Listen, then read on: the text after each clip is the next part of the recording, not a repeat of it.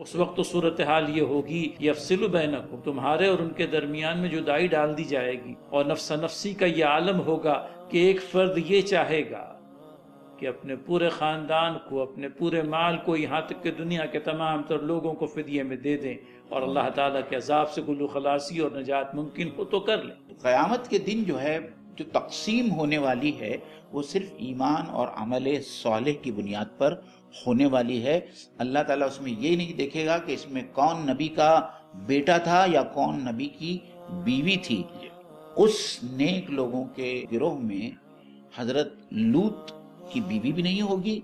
और हजरत नूह अलैहिस्सलाम का बेटा भी नहीं होगा। तो ये बात हमको समझना चाहिए कि जब ये अंबिया हजरात उनको बचा नहीं सकेंगे अल्लाह ताला के अजाब से,